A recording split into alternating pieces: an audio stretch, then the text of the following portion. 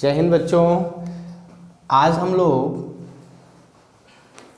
कक्षा 12 रसायन विज्ञान का पहला चैप्टर जिसका नाम है ठोस अवस्था,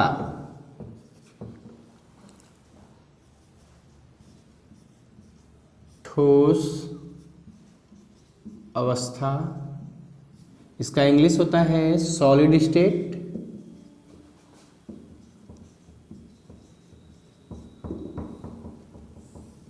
आज इसका अध्ययन करेंगे। अध्ययन करने से पहले मैं प्रकाश सिंह आपका महामाना इंस्टीट्यूट में स्वागत करता हूं। तो सबसे पहले इसको समझने से पहले आपको पदार्थ के बारे में समझना होगा। आप क्लास 9 से पढ़ते आ रहे हैं। पदार्थ वे वस्तु जिसका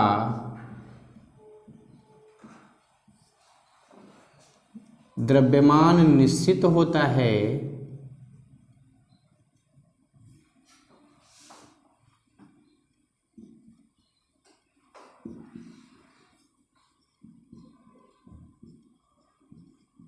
तथा जो स्थान घेरता है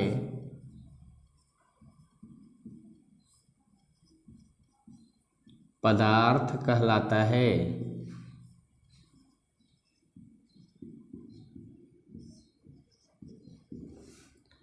जैसे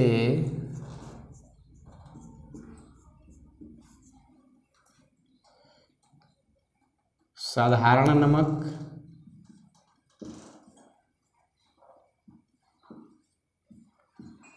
कांच,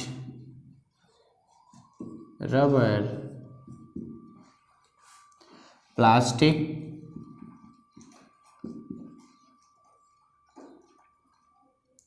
तेल, दूध,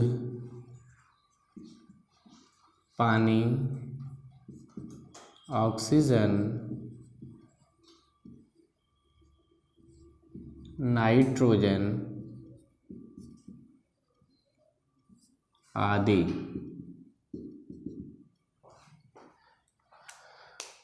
ये आपने पदार्थ के बारे में लिखा कि वे वस्तु जिसका द्रव्यमान निश्चित होता है तथा जो स्थान घेरता है पदार्थ कहलाता है।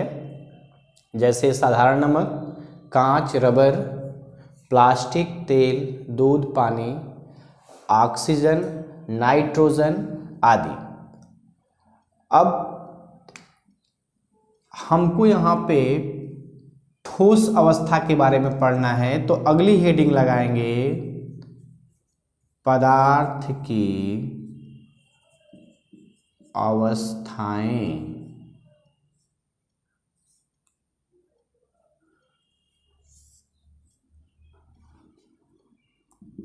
तो मुख्यतः 3 होती हैं।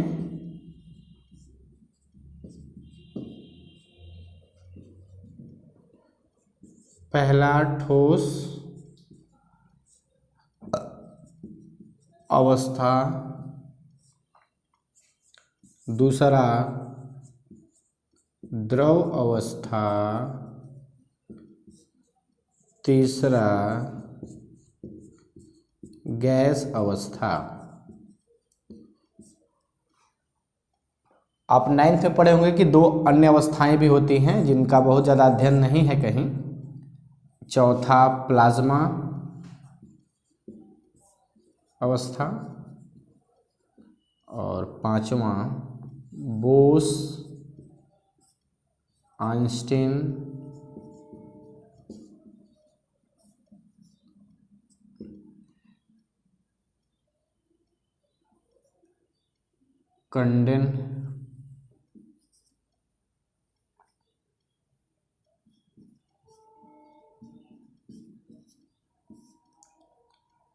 कंडेंसेट। ये 5 अवस्थाएं होती हैं पदार्थ की, जिसमें से मुख्य ठोस, द्रव और गैस अवस्था ही होता है। तो हम बेसिकली इन्हीं के बारे में पढ़ेंगे। इसमें से भी जो द्रव अवस्था है और गैस अवस्था, इन दोनों अवस्थाओं के बारे में आप 11th क्लास में एक चैप्टर रहा होगा, द्रव्य की अवस्थाएं,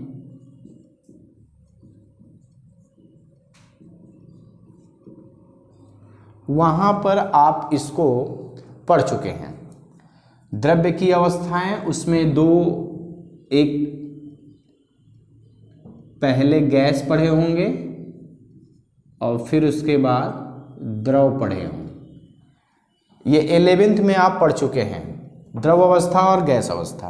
बाकी चौथा और पांचवा 9th में ही थोड़ा बहुत पढ़ना था, आपने पढ़ लिया। तो 12th में केवल ठोस अवस्था ही पढ़ना है, और यही 12th रसायन विज्ञान में सबसे पहला चैप्टर है।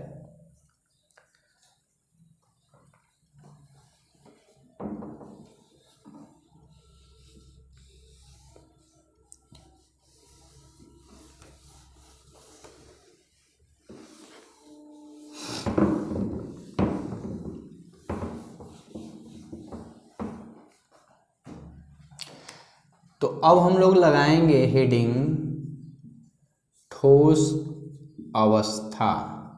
इंग्लिश होता है सॉलिड स्टेट, ऊपर हेडिंग में है। तो आप लिखेंगे पदार्थ की वह अवस्था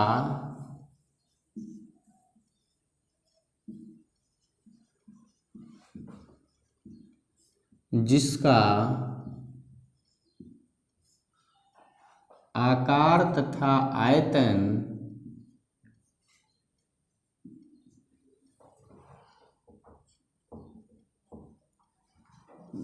दोनों निश्चित होता है,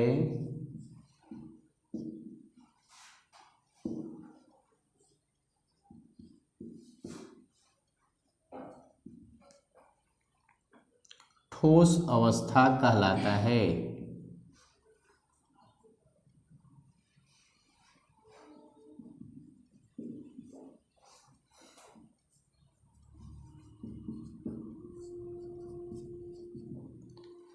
जैसे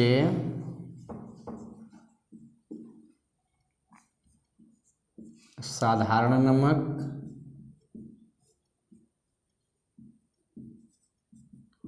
कांच,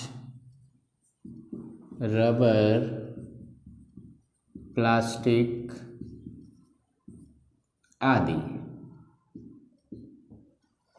ठोस अवस्था में पदार्थ का आकार और आयतन दोनों निश्चित होता है।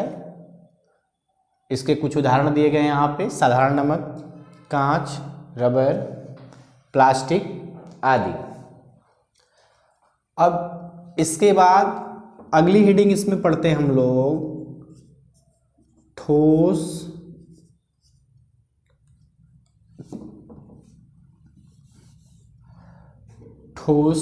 अवस्था के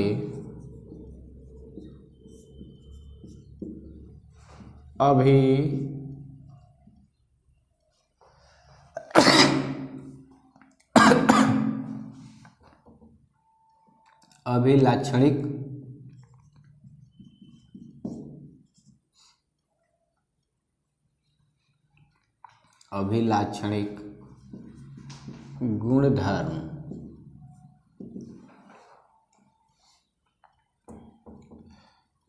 ठोस अवस्था के अभिलाक्षणिक गुणधर्म मतलब ठोस अवस्था में कौन कौन से मुख्य गुण पाए जाते हैं, इसके बारे में पढ़ेंगे। तो सबसे पहला बात कि ठोसों के द्रव्यमान, आकार तथा आयतन निश्चित होते हैं।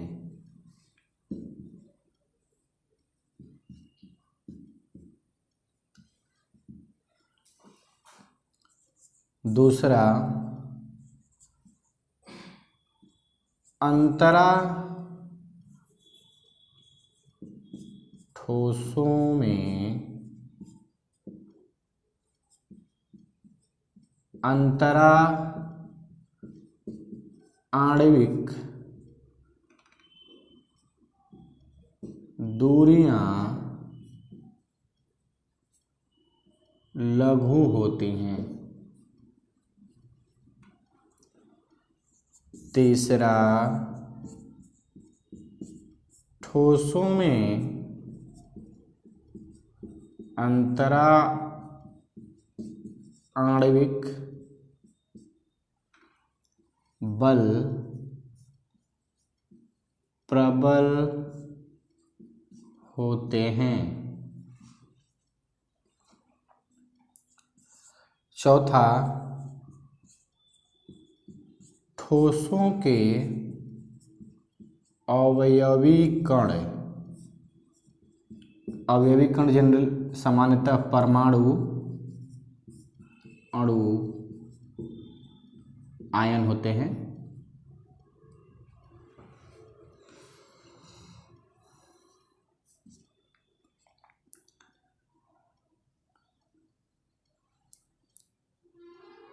निश्चित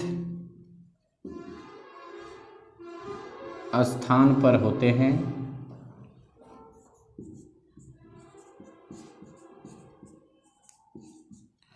ये केवल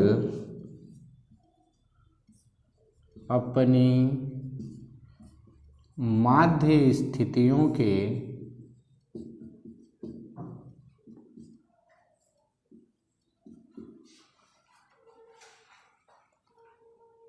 अगल बगल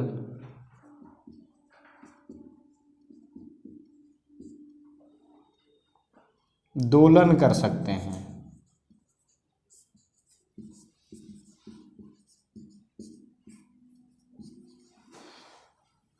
इस फोर्थ पॉइंट का मतलब ये है कि ठोस का कोई भी कण होगा, जैसे ये कण है तो ये यहाँ से यहाँ नहीं जा सकता या यहाँ से यहाँ नहीं जा सकता। यह कण जो ठोस का है, जिसको मैं बड़े से बनाया हूँ, यह इसके इधर या इधर नहीं जा सकता, केवल ये अपने जगह पर हिल सकता है, वाइब्रेट कर सकता है। इसी को दोलन बोलते हैं। इसकी जगह गति फिक्स होगी। और लास्ट है पांचवा, कि ठोस जो होते हैं प्रायः असंपीड्य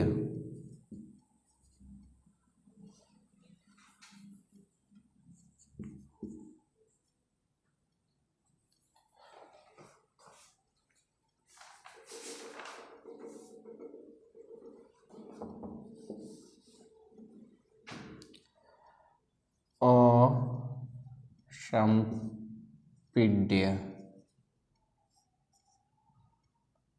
होते हैं।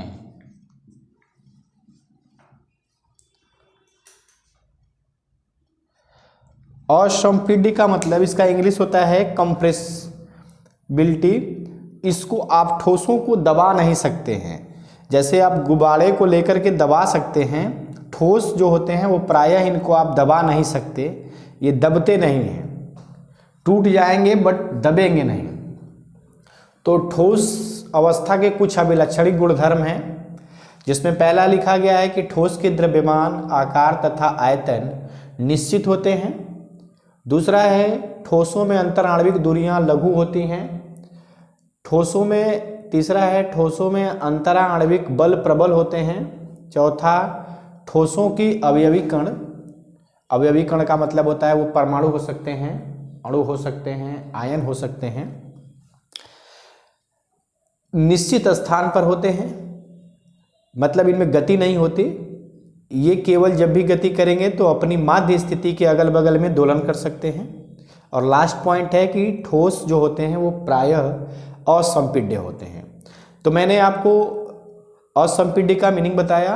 अभी हम लोग अंतरा आणविक दूरियां और अंतरा आणविक बल देखेंगे क्या होता है।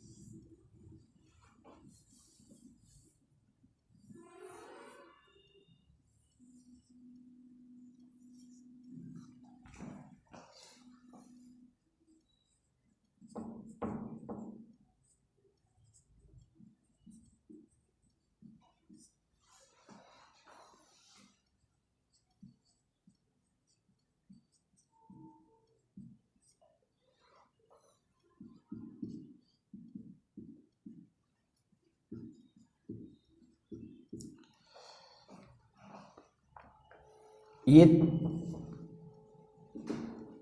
आपको 3 अलग अलग फिगर दिखाई देगा,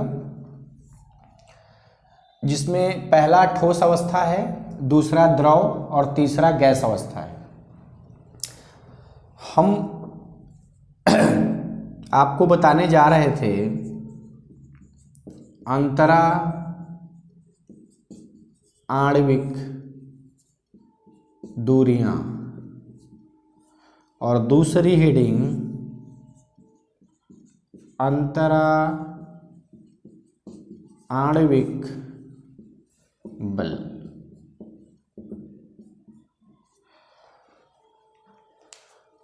ठोस जो होते हैं, आप देख रहे हैं कि ठोस का एक जो कण है ये गोला और ये दूसरा गोला, इसके बीच में यहां पर कोई दूरी नहीं है, ये एक दूसरे से पूरे तरीके से जुड़े हुए हैं। द्रव में थोड़ी सी दूरी है, ये बीच में आप देख सकते हैं दूरी खाली है। गैस में बहुत ज्यादा दूरी खाली है, आप देख सकते हैं। तो दो अणुओं के बीच में, एक अणु ए एक अणु ए, इन्हीं के बीच में जो ये दूरी है, इनके ठोस के एक कण दूसरे कण के बीच में जो दूरी है, ये सब दूरियां जो दिखाई दे रही हैं, इसी को अंतराण्विक दूरियां बोलते हैं। तो आप देख रहे हैं कि ठोस में दूरी बहुत कम है, न के बराबर है, इसलिए इसमें दूरी जो होगी वो तीनों अवस्थाओं से सबसे कम, और इसको कहीं कहीं आप ये भी बोल सकते हैं कि प्रायः नागण्य होती हैं, बीच में इसकी दूरी होती ही नहीं है। ठोस एक दूसरे से पूरी तरीके से बंधे होते हैं। और अंतर आणविक जो बल होता है, यह वह बल है जो दो पदार्थ के दो अवयवी कणों को बांध के रखता है। जो इनको बांधने वाला बल होता है, उन्हीं को अंतर आणविक बल बोलते हैं। तो ठोस में आप देख रहे हैं कि दोनों कण पास पास हैं, इसका मतलब ये ज्यादा मजबूती से बने हैं। तो ठोस में अंतर आणविक बल सबसे प्रबल होगा, द्रव में ठोस से कम होगा और गैस में सबसे कम। इसके अपोजिट अंतरा आणविक दूरियां ठोस में सबसे कम, न के बराबर, द्रव में ठोस से ज्यादा और गैस में सबसे ज्यादा। तो आप अंतर आणविक दूरियां ठोस के लिए लिखेंगे तो इसमें अति लघु आप न के बराबर लिख सकते हैं, न के बराबर,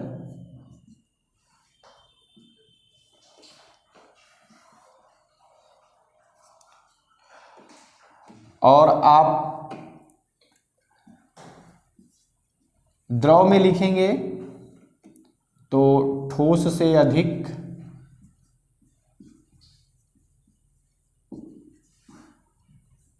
और गैस में सबसे अधिक।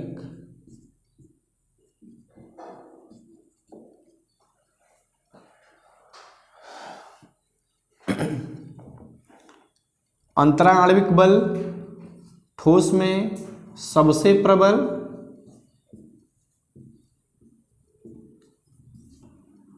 द्रव में ठोस से कम,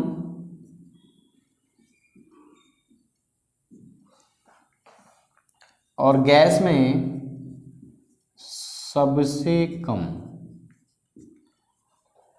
अब इसको आप ध्यान से देखिए, तो जो अंतरा आणविक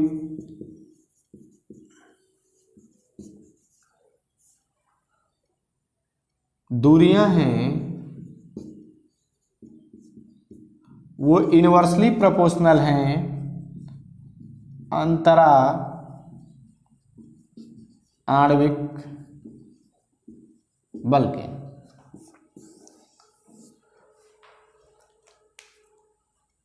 अगर दूरी ज्यादा होगी तो वहां बल कम होंगे, या दूसरे शब्दों में ये बोलें कि अगर बल ज्यादा लगेगा तो उसमें दूरी कम होगी। ये है अंतरा आणविक दूरियां और अंतरा आणविक बल।